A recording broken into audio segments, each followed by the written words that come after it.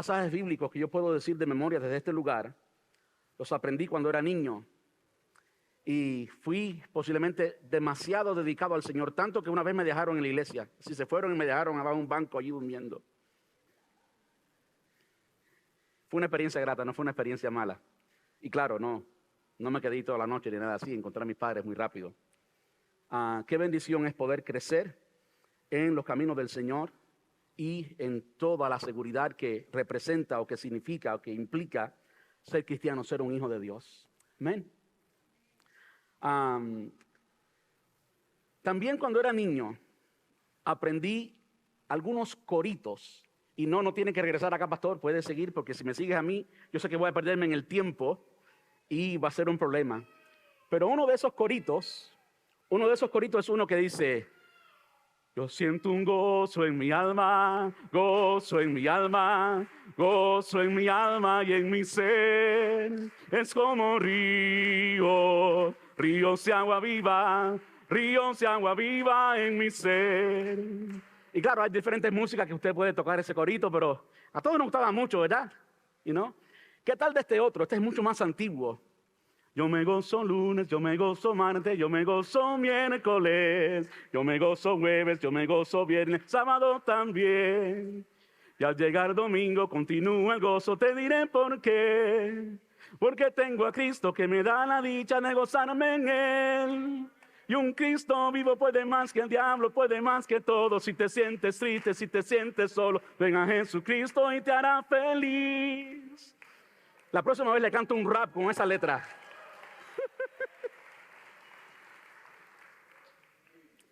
Yo creo que una de las experiencias que debe caracterizar la vida cristiana es eso, es el gozo, es la alegría, es el gozo y la alegría. La vida cristiana no debe ser, por más seria que sea, y lo es, y por más santa que sea, y lo es, no debe ser caracterizada por una vida con una cara larga, todo amargado, apuntando a todo el mundo y juzgando a todo el mundo. Yo soy el santo y ustedes los pecadores. No, eso no es la vida cristiana, ni tampoco tiene tanto que ver con la persona que se viste siempre de cuello y corbata y pues eso es por fuera.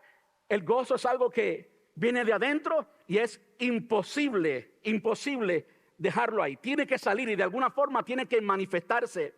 Una de las experiencias que más me encanta a mí en lo que es la vida cristiana es llegar a la casa del Señor, es llegar al templo y encontrarme a los hermanos, ¿ok? Porque yo no sé si usted tiene esa experiencia, yo la he tenido cuando me tocó el sabático y por mucho tiempo no estuve acá. Yo no podía parar de sonreírme, creo que los dientes se me secaban de tanto sonriendo todo el tiempo al llegar a la casa del Señor y ver a los hermanos y ver a todo el mundo sonriente.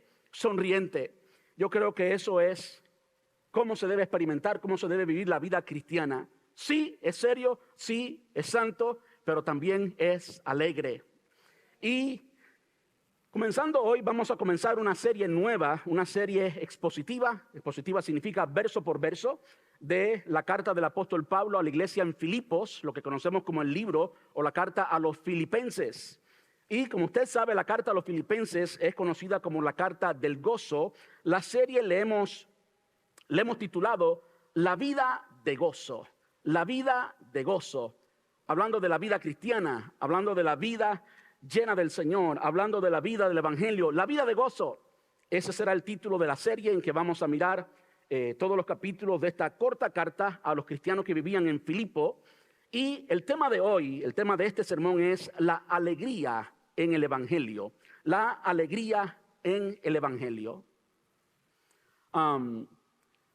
Conozco algunos líderes cristianos, no necesariamente de iglesias. Conozco a muchos pastores que tienen este valor del cual les voy a hablar ahora. Pero también conozco algunas otras instituciones cristianas que no son iglesias, son ministerios paraeclesiásticos, en otras palabras, ministerios que sirven o servicios que sirven a la iglesia. Y ellos han adoptado un valor y ese valor es precisamente la alegría. Fun en inglés, diversión.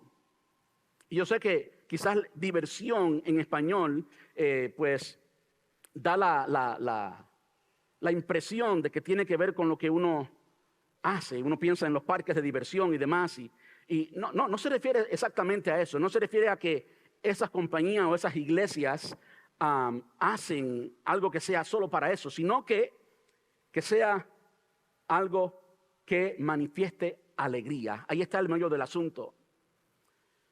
Cuando regresé del sabático, una de las cosas que me permitió hacer el sabático es mirar a nuestra congregación desde afuera, porque no estaba aquí todo el tiempo, seguía siendo el pastor, por supuesto, mi enlace y mi compromiso con la iglesia seguía intacto, pero tuve la oportunidad de pensar y ver a nuestra iglesia desde afuera, y una de las convicciones con las que regresé es la convicción de convertirnos o ser más, no convertirnos porque ya lo somos de cierto modo, pero de una forma intencional, objetiva, a poner la alegría como uno de nuestros valores, como uno de nuestros valores. Piense por un momento en eso. Ahora, hablando de lo que son valores, los valores de cualquier persona, como los valores de cualquier institución, los valores de una iglesia, es fácil identificarlos, porque dedicamos tiempo y dedicamos dinero a las cosas que valoramos. De modo que si examinamos en qué gastamos el tiempo y en qué gastamos el dinero, vamos a encontrar exactamente nuestros valores. Y yo creo que no es común que una institución o que una iglesia emplee tiempo y también dinero en causar o en expresar la alegría. Creo que es una de las cosas que debe caracterizar la iglesia. Estoy renuente a que los cristianos seamos conocidos por ser cara larga, acusando a todo el mundo, gente que no tiene alegría, cuando en realidad debe ser el centro de la alegría de la ciudad, debe ser la iglesia, deben ser los cristianos. De modo que uno de los valores, si usted va en el presente a nuestra página web y usted ve uno de los valores que queremos modelar en la iglesia, uno de los valores que deben gobernar en la iglesia, usted va a encontrar allí la alegría. De nuevo, por más serio que sea todo lo que hacemos, y lo es, y más santo y lo es, no tiene que ser aburrido. ¿Usted disfruta lo que es aburrido? Estoy seguro que no. Todos disfrutamos lo que es alegre. Ahora, hoy vamos a comenzar la serie de enseñanzas expositivas revisando la carta del apóstol Pablo a los filipenses, y vamos allí al capítulo 1 y vamos a leer desde el versículo 1 hasta el versículo 11. No tienen que ponerse de pie, podemos honrar al Señor igual, simplemente vamos a buscarlo. Y yo lo leo en la Nueva Traducción Viviente. Si usted tiene otra versión, por supuesto, bienvenido a leerlo en esa traducción. Dice: yo, Pablo, escribo esta carta a todo el pueblo santo de Dios en Filipos que pertenece a Cristo Jesús, incluidos los líderes de la iglesia y los diáconos. Que Dios nuestro Padre y el Señor Jesucristo les den gracia y paz. Cada vez que pienso en ustedes, le doy gracias a mi Dios. Siempre que oro, pido por todos ustedes con alegría, porque han colaborado conmigo en dar a conocer la buena noticia acerca de Cristo desde el momento en que la escucharon por primera vez hasta ahora.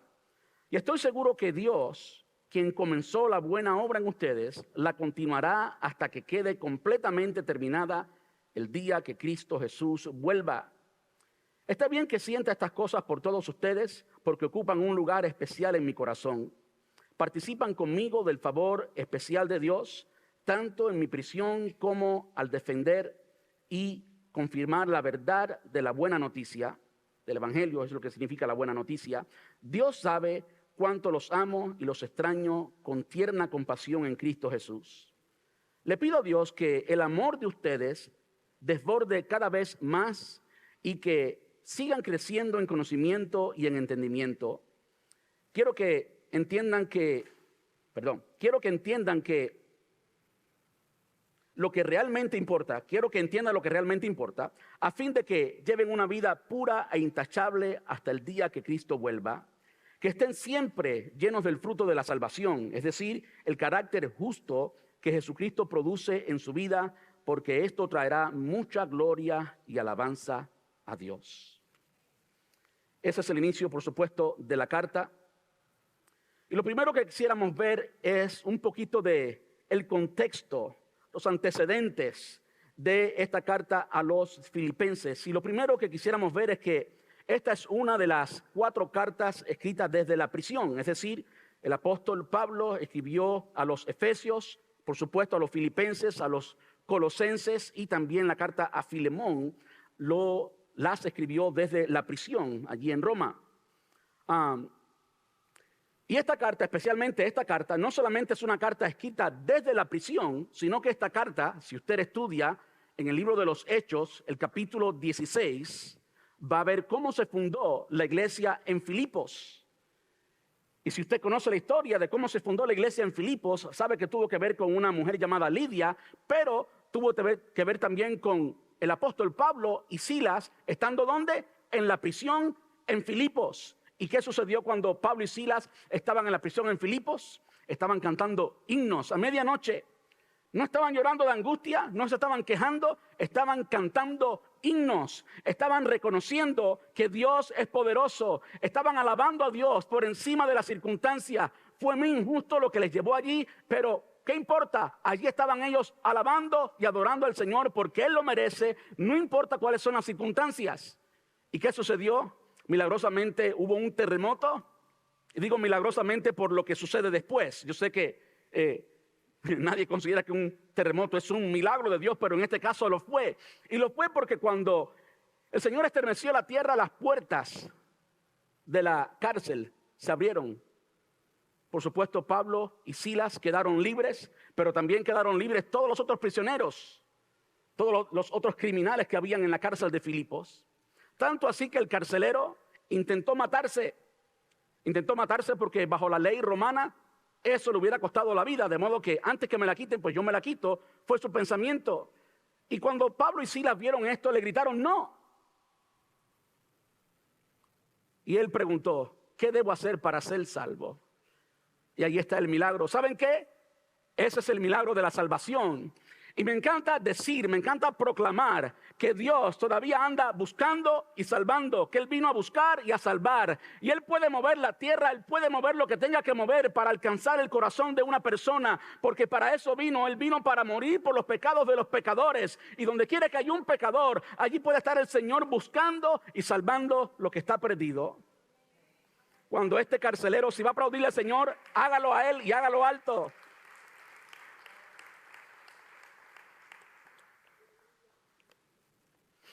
Entonces, esta carta es escrita desde la prisión en Roma a una iglesia que fue fundada después de una experiencia en la prisión donde un carcelero se convierte al Señor y le entrega su vida a Cristo. Así se fundó la iglesia en Filipos. Ahora, algo interesante, no sé cuántos conocen un poco de la geografía. ¿Dónde está Filipos? Está en Grecia. Y Grecia es lo que conecta el este con el oeste. Está en Europa. Así fue como el evangelio llegó a Europa.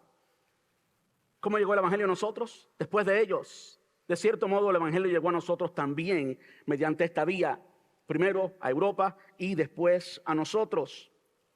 De modo que, ¿en qué circunstancias surgió la iglesia en Filipos? En circunstancias muy adversas. Buscando una imagen para la serie, yo estaba buscando una imagen oscura, no como la que tenemos. Y claro, al final no funcionó y pusimos esta.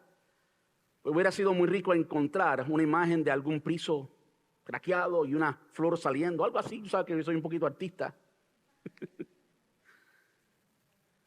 Porque eso es gozo, no como producto de circunstancias positivas, sino gozo en medio de cualquier circunstancia. Ese es el verdadero gozo. No es producto de las circunstancias positivas ni favorables, es producto de conocer al Señor.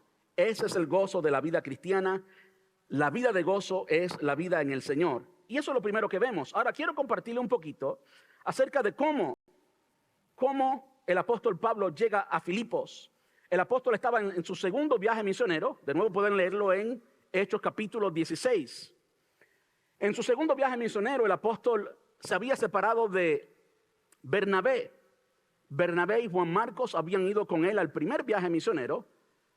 Juan Marcos, sobrino de Bernabé, hizo algo que a Pablo no le gustó mucho y Pablo dijo, bueno, pues en el próximo voy con otra persona, voy con Silas. Y el apóstol Pablo fue con Silas a visitar todas las iglesias que había fundado en el primer viaje misionero. En ese viaje encuentra, en la región de Listra y Derbe, encuentra a Timoteo. Hechos capítulo 16, pueden leerlo allí. Y después que encuentra a Timoteo, continúa con su viaje.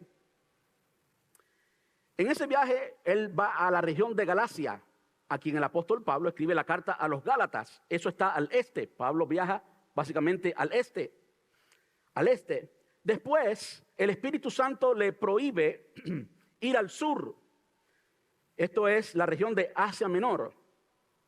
Es decir, en Asia Menor, Éfeso y todas las iglesias que están nombradas en Apocalipsis capítulo 2 y 3, todas esas iglesias, las iglesias de Asia Menor que están en Turquía hoy por hoy, el apóstol Pablo intenta ir allí porque por supuesto había plantado esas iglesias y el Espíritu Santo se lo impide, le impide que fuera al sur. También le impide ir al norte, de modo que se había ido al este, al sur, al norte. ¿Qué es lo que faltaba? Faltaba el oeste. Pero el apóstol Pablo no había entendido. Él, lo que sí había entendido y lo que él tenía muy claro es que él estaba en una misión, que él estaba haciendo la obra de Dios y que por lo tanto era Dios quien dirigía sus pasos. De modo que estando en el área de Troas, una ciudad, un puerto en Troas, se le aparece en una visión un hombre macedonio. Esto significa de Grecia. El imperio de Macedonia incluía a Grecia y otros países cerca de Grecia. Y este hombre macedonio, y podemos saber que era macedonio, o Pablo dice, Lucas dice que era macedonio, como Pablo lo describe, por la vestimenta. Y cuando este hombre macedonio se le revela, o Dios le revela a través de este hombre macedonio a Pablo, dice, ven a Macedonia y ayúdanos a orar. Y pues el apóstol Pablo va hacia Macedonia, el imperio de Macedonia, y comienza básicamente a buscar a este señor. Evidentemente en la ciudad de Filipos habían tantos generales del gobierno romano, y habían tantos que por supuesto mantenían la cultura macedonia, la cultura griega. El imperio griego fue antes del imperio romano, de modo que tenían muchas raíces o raíces muy profundas en esta región, y consecuentemente llega allí el apóstol Pablo buscando este hombre macedonio. Pablo, cada vez que llegaba a una ciudad, era su costumbre buscar por la sinagoga de la ciudad. Evidentemente, en la ciudad de Filipos, Pablo no encontró ninguna sinagoga, pero sí encontró unas mujeres que estaban orando a la orilla de un río. Y estas mujeres que estaban orando a la orilla del río eran lideradas por una mujer llamada Lidia, que venía de Turquía, venía de la región de Tiatira en Turquía. Es una de las iglesias de Asia Menor, una de las iglesias cercanas a Éfeso. Y Lidia, que era de Tiatira, estaba en este entonces, ahora en Grecia, en Filipos, y estaba dirigiendo un grupo de mujeres. Estaban allí junto al río y estaban orando. Dios bendiga a las mujeres que oran, Dios bendiga a esas mujeres líderes. Allí encontró el apóstol Pablo a estas mujeres. Lidia se convierte al Señor y ese mismo día, lo leímos hace un par de domingos atrás cuando hablamos del bautismo, ese mismo día ella y toda su casa fueron bautizados y el apóstol Pablo quedó en la casa de Lidia por algún tiempo, pensamos que aproximadamente unos 3 meses. Pero las cosas no se quedaron allí. El apóstol Pablo evidentemente poco después termina en la prisión de una forma injusta. Pueden leer el capítulo 16 del libro de los Hechos y pueden encontrar allí cómo fue que él terminó preso. De modo que vemos de nuevo circunstancias adversas. Pero no solamente vemos circunstancias adversas, sino que también vemos la obediencia intachable, inquebrantable de Pablo y Silas. ¿Recuerdan cuál fue la gran comisión? Ir por todo el mundo y hacer discípulos a todas las naciones. Y el apóstol Pablo estaba haciendo precisamente eso, aunque él no estaba allí. Otros le hablaron del evangelio, aunque él no estaba allí. Personas como Esteban quizás le hablaron del evangelio, especialmente por su testimonio. Y el apóstol Pablo conoce a Jesús, especialmente de camino a Damasco. Se encuentra con el Señor Jesús resucitado. Tiene un encuentro real y personal con él. Su vida fue transformada y él estaba dado enteramente a la tarea, a la obediencia de ir y hacer discípulos. De modo que ahí estaba el apóstol Pablo, en medio de circunstancias difíciles, siendo obediente. Después de esto, Pablo viaja, después de estar unos 3 meses allí en Filipos, él viaja a Jerusalén. En Jerusalén es arrestado injustamente de nuevo. Después lo llevan a Cesarea no de Filipos, sino Cesarea Marítima en Israel. Y allí tiene un tiempo de aproximadamente unos 2 años y después es eventualmente transportado a Roma.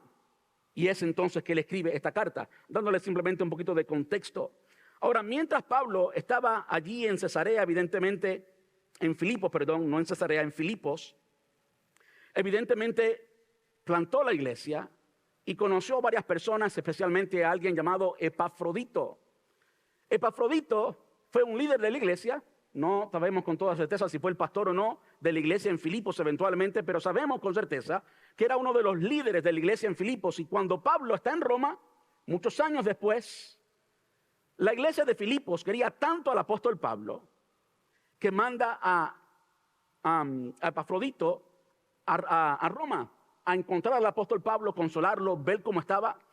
No había Facebook, no había forma de enterarse por Facebook cómo estaba el apóstol Pablo, no había mensaje de texto, no había nada de esto, de modo que había que ir hasta la cárcel. Y él fue hasta la cárcel. Y la carta a los filipenses, lo que leímos hoy, y todo el resto de la carta, por supuesto, es una carta de agradecimiento que el apóstol Pablo escribe a la iglesia en Filipos y la envía con Epafrodito a esos hermanos que estaban en Filipos. Ahora, Filipos era una colonia romana, por supuesto, en Europa. Quiero que vean en la pantalla unas imágenes de Filipos. Ahí hay 2 imágenes de lo que se conoce como el Ágora en Filipos. Estuve allí hace 1 mes y medio precisamente en ese lugar. En el Ágora era como el downtown, era como el centro de la ciudad y era donde se hacía comercio, religión y administración. Todo eso ocurría en el centro de la ciudad y hay varios indicativos de presencia de estos edificios. Por supuesto, estas son las ruinas. En este lugar vemos otra imagen más. La próxima imagen. Y vemos el anfiteatro de Filipos. Este era Filipos, una colonia romana. Ahora, el nombre de Filipos, ¿de dónde salió? ¿A qué se parece? Se parece a Felipe, ¿verdad? Felipe. No sé si ustedes saben quién fue Felipe o Filipo. Fue el padre de Alexander el Grande, el gran Alexander el Grande del Imperio griego. Filipo fue el padre de Alexander. Y algo que aprendí en el viaje hace 1 mes y medio atrás, ¿saben qué? ¿Saben quién es Tesalónica? La media hermana de Alexander el Grande. Y ya entienden por qué, pues, esta ciudad tenía este nombre. Evidentemente, esto de quién es quién tiene el nombre más grande y más importante en la ciudad, era algo que gobernaba la ciudad de Filipos. Algo muy interesante.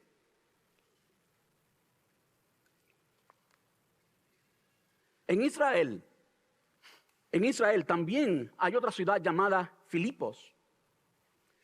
Cesarea de Filipos, se conoce. Interesantemente, en Cesarea de Filipos, en Israel, escuche esto, porque esto de los nombres y quién es quién y el estatus que tenga cada persona era algo importante. Tanto así que es en Cesarea de Filipos, por supuesto, llamada Cesarea de Filipos por César, honrando al César del Imperio Romano y honrando a Filipo del Imperio Griego anteriormente, Cesarea de Filipos. Allí fue donde el Señor Jesús dijo: ¿quién dice la gente que yo soy? Hablando de nombres y estatus. Los discípulos le respondieron y entonces Jesús hizo la pregunta: ¿quién dicen ustedes que yo soy? Y fue cuando Pedro respondió: tú eres Jesús, el Mesías, el enviado de Dios. Y entonces fue cuando Jesús mencionó por primera vez la palabra iglesia.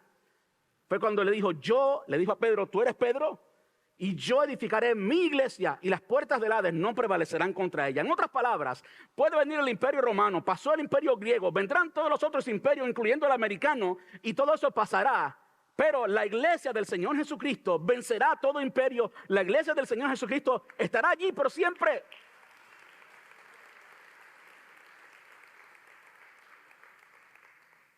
Es por eso que no importa todo lo que ha pasado en la historia, la iglesia del Señor Jesús sigue en pie. Con todo el reguero, con todas las faltas que pueden haber, y usted puede, si conoce la historia, ver muchas faltas de la iglesia, es todavía la iglesia del Señor Jesús. Y Él dijo que Él la edificaría y que ni el infierno podría oponerse a la iglesia, o ni el infierno podría, permítame decirlo como Él lo dijo, ni las puertas del infierno prevalecerán, lo cual pone a la iglesia desde la posición ofensiva, no defensiva.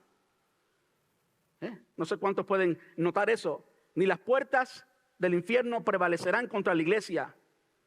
Cuando alguien tenía que entrar a una ciudad amurallada, tenía que entrar por la puerta y tenía que romper la puerta, tenía que forzar la puerta, ¿verdad? La iglesia del Señor Jesús tiene el poder para hacer eso. Pero vamos a seguir adelante. Vemos un poquito del contexto de Filipos en este caso. El estatus y los títulos eran grandes.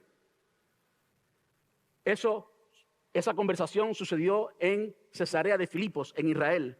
Estamos hablando ahora de Filipo, la ciudad en Grecia. En Filipo había muchos generales retirados. Y no es sorpresa que el apóstol Pablo haya ido a Filipos precisamente buscando aquel joven macedonio, aquel hombre macedonio que había visto en la visión. Y claro, como no encontró a ese hombre macedonio, Dios básicamente lo había llevado hasta allí, porque allí sí encontró a una mujer llamada Lidia y a un carcelero. Ambos se convirtieron, ambos se bautizaron, ellos y sus casas, y ese fue el principio de la iglesia en Europa, el principio de la iglesia en Filipos. Por supuesto, allí había muchos esclavos. Los judíos y muchos no judíos también, había muchos de ellos que eran esclavos, de modo que eran menospreciados, no disfrutaban de esa alcunia, no tenían ese honor de tener un título de general o algo así. No había ninguna sinagoga en Filipos. Muy cerca de Filipos está Berea. En Berea, hoy por hoy, hay solamente una sinagoga y no está en función. Aquí está la imagen de la sinagoga de Berea, no la de Filipos, de Berea. Hasta el día de hoy no hay más de 10 judíos en la ciudad de Berea entera. La ciudad moderna de Berea no tiene hoy por hoy 10 judíos y por lo tanto la sinagoga de Berea no está en función. Pasamos a mirarla como un museo y de cierto modo es intencional que les muestre esta imagen y lo que está sucediendo allí. Hablamos que el principio de la iglesia en Filipos fue resultado de la conversión del carcelero de Filipos. Miren la imagen de la cárcel en Filipos donde estuvo el apóstol Pablo. Y no, claro que no tenemos certeza. Perdonen que ese muchacho tan guapo está ahí apuntando al sign. No tenemos certeza de que haya sido precisamente ese lugar, pero sin lugar a duda fue en un lugar como ese. Eso es intacto, no es reconstruido, está como estaba originalmente y podemos tener la certeza de que fue allí donde el apóstol Pablo, de nuevo, no exactamente en ese lugar, pero sin duda en una como esa. Imagínense poder estar en esa es la prisión de Filipos.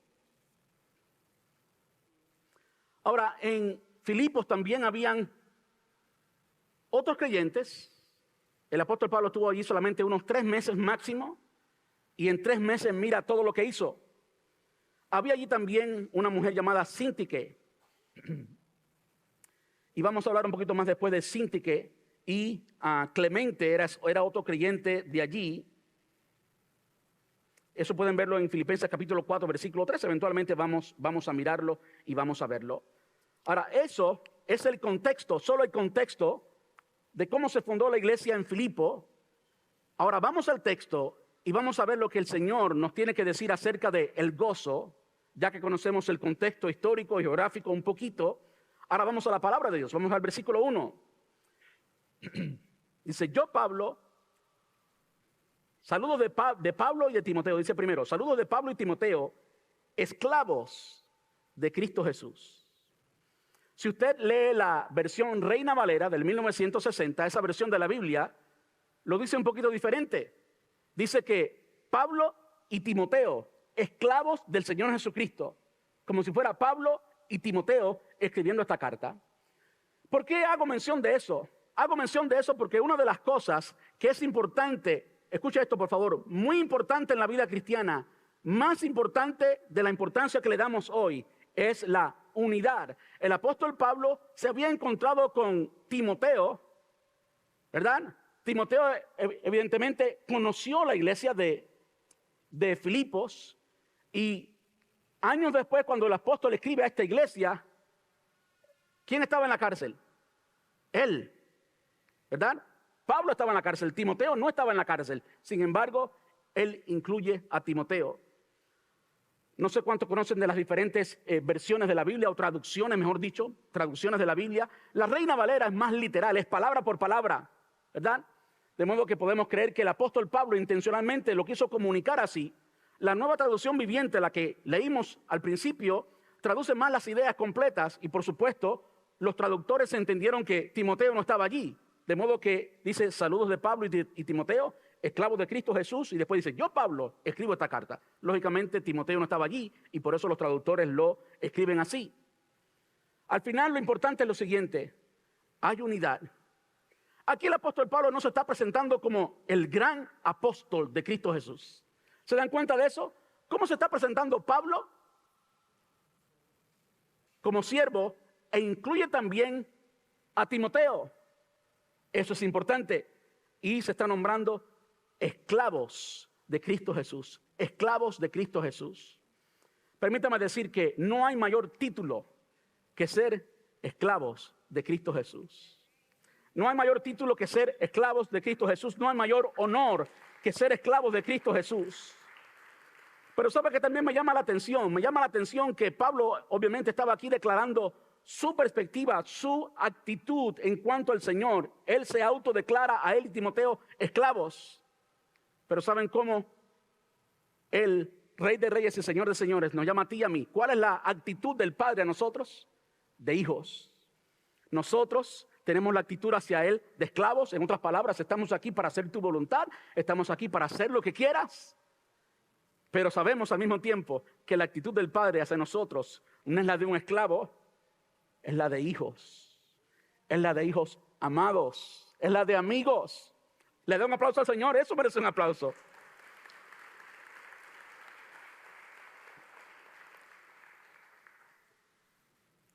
Ahora, por supuesto, esta carta fue escrita a la iglesia y por lo tanto tiene que estar en plural.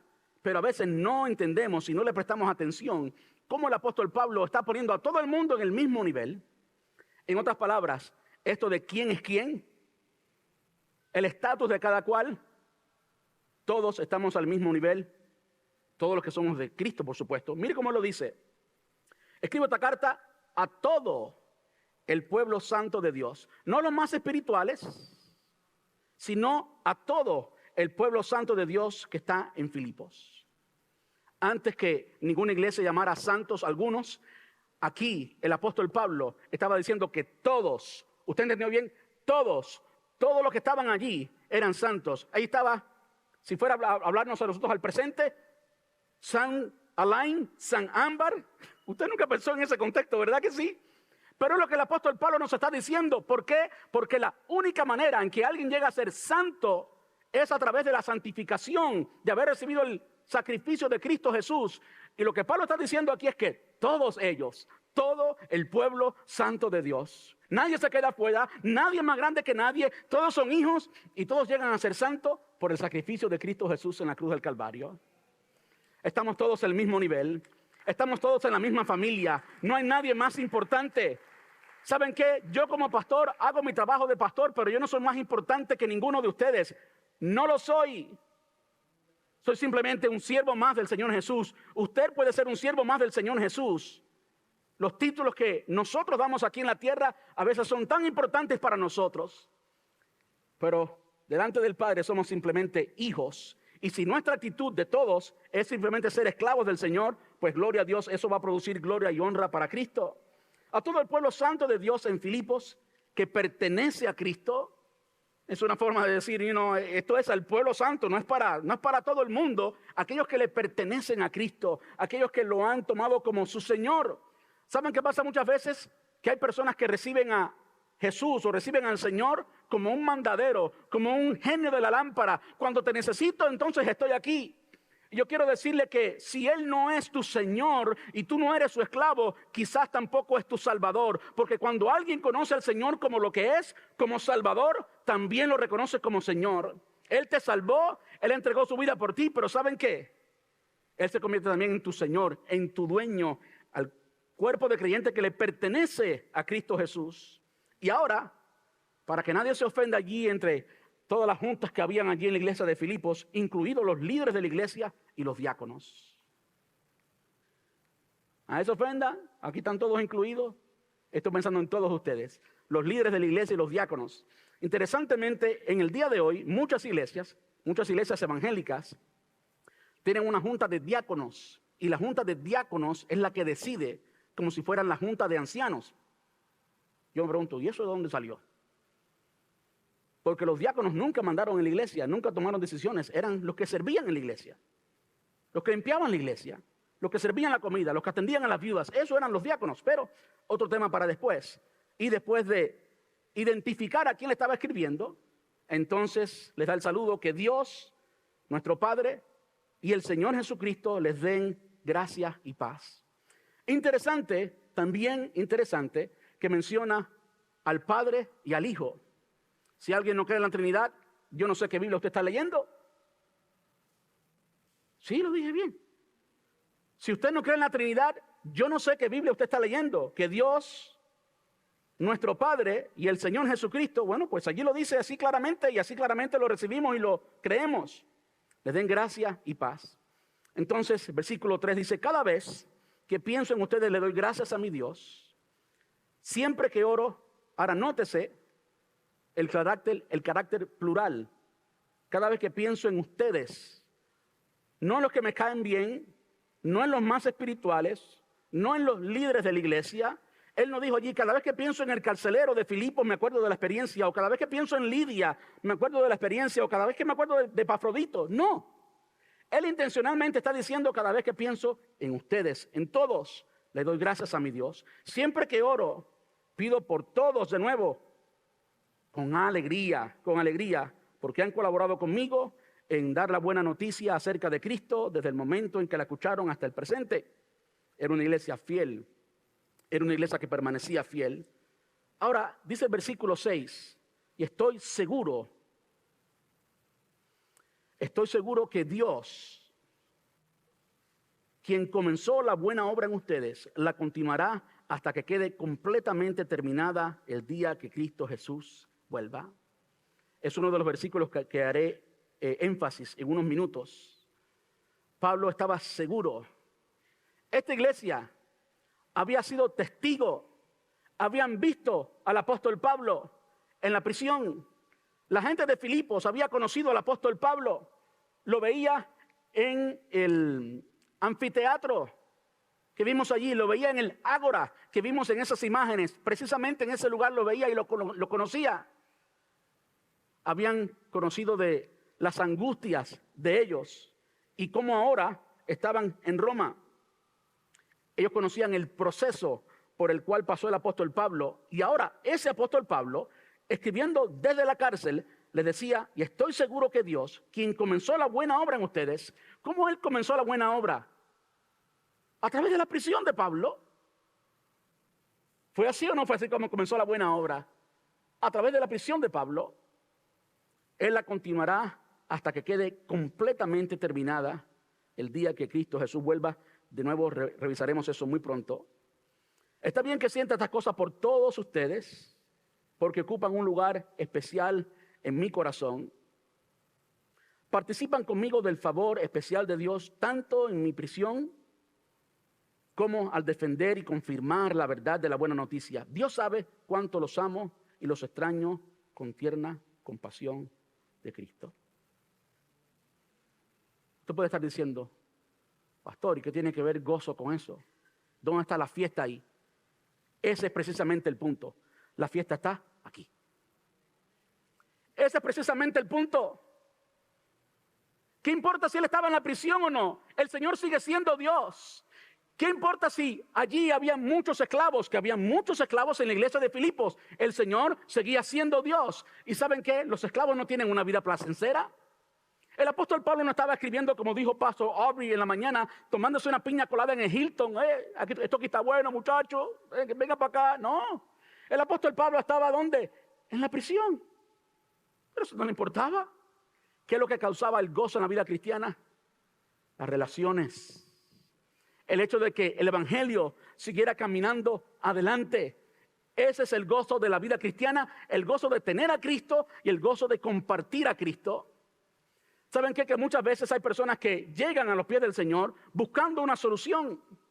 La mayoría de las personas que están aquí hoy, si usted está aquí hoy en esa condición, quizás usted está aquí porque tiene un problema con el esposo o con la esposa, tiene un problema de enfermedad, tiene un problema del tipo que sea, y usted viene buscando refrigerio del Señor, viene buscando la mano del Señor. Y permítame decirle, la mano del Señor está ahí.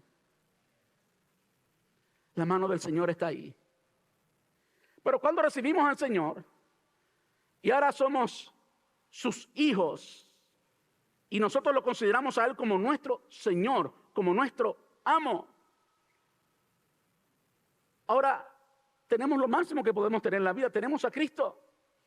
Y si tenemos a Cristo, eso es suficiente para estar siempre, absolutamente siempre alegres, absolutamente siempre gozosos. No se trata de las circunstancias externas, se trata de una condición interna, inquebrantable, que nadie puede quitar. Y esas son las raíces del gozo en la vida cristiana. Pablo estaba gozoso y le estaba comunicando a ellos que estuvieran siempre gozosos precisamente por eso. Dice el versículo 9, le pido a Dios que el amor de ustedes desborde cada vez más y que sigan creciendo en conocimiento y entendimiento. Que el amor crezca y que sigan creciendo en conocimiento y entendimiento. ¿Para qué? ¿Para qué? Conocer en entendimiento y conocimiento, ¿para qué? ¿A qué se estaba refiriendo específicamente cuando habla de ese conocimiento y entendimiento? Dice, quiero que entiendan lo que realmente importa. Y no es nada exterior, no es nada material, no es nada físico. El mundo físico pasa. Séquese la hierba, dijo Jesús en su primer sermón, marchítese la flor, mas la palabra de Dios permanece para siempre. Hablaba con alguien esta semana que perdió mucho dinero o está perdiendo mucho dinero. Le dije, ¿sabes qué? Es solo dinero. No importa, el día de mañana puedes tener mucho. Y si hoy tienes mucho, el día de mañana quizás no tenga ninguno. ¿Qué importa? La vida es más que el alimento y el cuerpo es más que el vestido, dijo Jesús. La vida del hombre no consiste en los bienes que posee, dijo Jesús. Quiero que entiendan lo que realmente importa, a fin de que lleven una vida pura e intachable hasta el día que Cristo vuelva. Que estén siempre llenos del fruto de la salvación, es decir, del carácter justo de Jesucristo, que Jesucristo produce en la vida. Es decir, del carácter justo. El fruto de la salvación es el carácter justo. ¿Qué significa eso? Que el fruto de ser creyente, de ser verdaderamente un creyente, produce un cambio de vida. Y ahora usted es una persona justa, una persona que no roba, una persona que no miente, una persona que es correcta ante la sociedad, una persona que hace lo correcto. Eso es una persona justa. Esa justicia es producto de que Cristo vive en ti. ¿Y saben qué? Ese es el gozo de la vida cristiana. ¿Saben cuál es el gozo de la vida cristiana? Que nadie puede apuntarte, porque tú hiciste lo que tenías que hacer. Y no hay nada más gratificante que estar en lo correcto, de tú saber que hiciste lo que tenías que hacer, y al hacer eso, te comportaste como tenías que comportarte, lo hiciste bien. Ese es un gozo que nadie te puede quitar. Ni el dinero, ni la enfermedad, ni ninguna circunstancia te puede quitar eso, porque sabes que está bien y es producto de Cristo en tu vida. Dice que ese carácter, esa demostración, ese producto de la vida justa traerá mucha gloria y alabanza a Dios. Dos conclusiones y con esto termino. La primera es, la alegría en la vida cristiana no viene de circunstancias favorables, sino de tener plena confianza en Dios. Pastor, ¿de dónde usted sacó eso? Es lo que dice el versículo 6. Y estoy seguro, ahí está, que es plena confianza. No que Es el pensamiento cuando te sientes bien porque algo está bien. No, no, no. Eso no es plena confianza. Eso es algo bueno. Tienes un buen trabajo, no hay ningún problema de salud, la esposa está bien, los niños están bien, disfrútalo, no hay problema ninguno, eso es una bendición de Dios. Entiendo eso. Pero ¿qué pasa cuando llega el día malo? ¿Te robó el gozo? ¿Y qué pasó con el gozo? Pablo les estaba diciendo, estoy seguro, absolutamente seguro, de que Dios... Cuando Pablo decía esto, estaba diciendo, mira, esto no depende de ustedes. Esto no depende de mí, ni depende de Epafrodito, ni del carcelero, ni de Lidia. No, no, no, no, es que Dios está en el asunto. Y estoy seguro de que Dios, quien comenzó la buena obra en ustedes, la continuará hasta que quede completamente terminada el día de Cristo Jesús. ¿Qué podemos extraer de eso? La alegría en la vida cristiana no viene de circunstancias favorables, sino de tener plena confianza en Dios. Puedes confiar 100% en el proceso de Dios contigo. Él lo terminará perfectamente. ¿Cuántos pueden creer eso? Es muy fácil decirlo, pero hay que digerirlo. Lo que Él comenzó en mí, lo que Él comenzó en tu familia, Él, no tú, Él lo va a perfeccionar. En otras palabras, el día que te quieras ir para la izquierda, el día que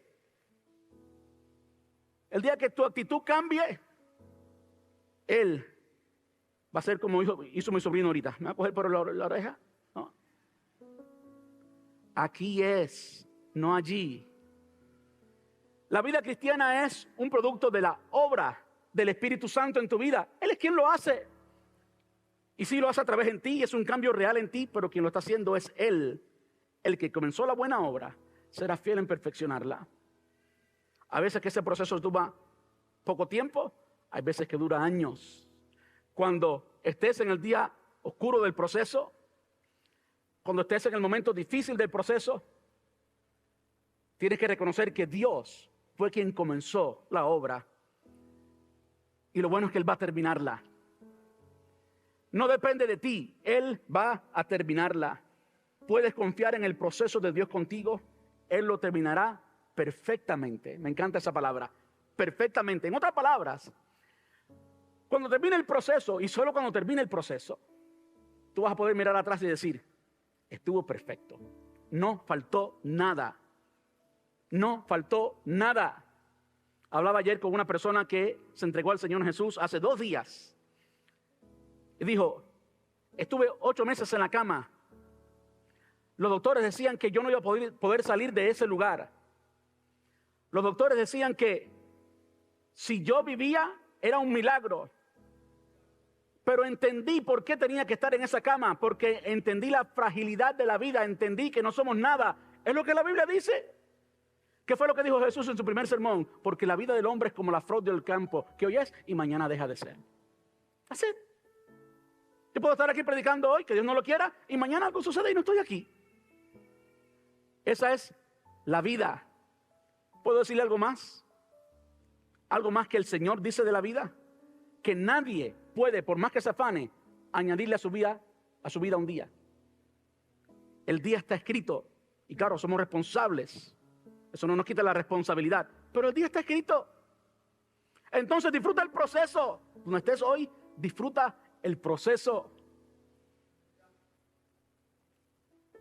Él lo terminará perfectamente, perfectamente. Cuando entendemos lo que realmente importa, vivimos en amor y unidad, vivimos en gozo, demostrando el carácter de Dios y glorificando a Dios en nuestras vidas. ¿Saben por qué hay gente que no tiene gozo? Porque hay gente que le roban el gozo muy fácil. Porque el gozo es circunstancial. Con una cuenta de banco muy buena, todo el mundo saludable y todas las cosas bien en la casa, cualquiera es gozoso. Pero eso no es el gozo de la vida cristiana. El gozo de la vida cristiana es inefable, está siempre allí. Como decía mi abuelo, después de perder una hija, mi tía Lidia, por cáncer en el cerebro, mi otra tía vino para Estados Unidos poco después de eso, y poco después de eso vinimos mi familia y yo, que vivíamos básicamente en casa de mi abuela, vivíamos muy cerca y pasábamos el día entero en casa de mi abuela. En otras palabras, se quedó sola.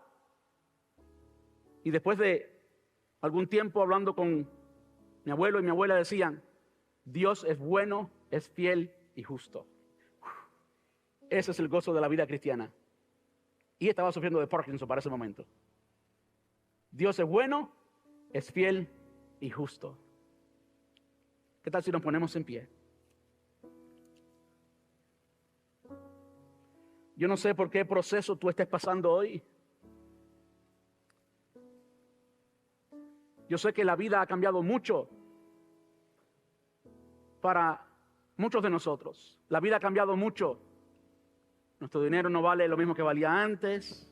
La cosa se está más difícil con los empleos, con las casas.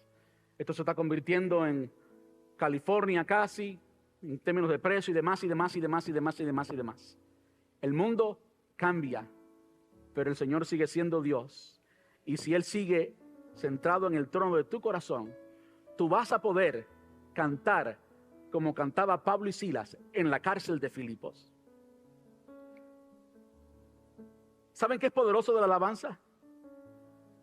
¿Saben qué es poderoso de la alabanza? No que estamos emocionados y que los tonos están buenos y que la música está buena.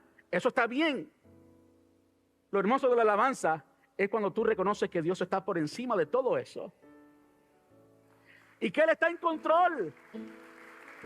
Que Él está en control. Y tú simplemente cantas. Y declaras, con música y todo, declaras la grandeza de Dios. Y comienzas a profetizarle a tu problema que no es más grande que Dios. Y comienzas a hablarte a ti mismo y convencerte a ti mismo que no, que lo que estás viviendo es parte del proceso. Y reconocemos que Él es nuestro Dios. Y entonces el gozo vuelve y podemos cantar y cantar con honestidad, cantar de corazón, cantar con alegría. Que Dios les bendiga mucho. Y si hay alguien en este lugar que no conoce a Jesús y ha buscado alegría en todo lugar, pues no la has encontrado, yo quiero decirte, en el Señor Jesús hay alegría inefable, alegría para siempre, gozo de verdad en el corazón. Si alguien quiere recibir al Señor Jesús hoy, le pedimos que todos cerremos los ojos, por favor. Si alguien quiere recibir al Señor Jesús hoy, por favor, levante su mano. No voy a pedirle que pase al frente, simplemente levante su mano. Si hay alguien acá que no es creyente y quiere entregar su vida al Señor Jesús. Le damos gracias a Dios por este caballero. Dios es un Dios de salvación y Él siempre está buscando y salvando, trayendo vida y transformando a las personas y llenándolas de gozo. Si tú quieres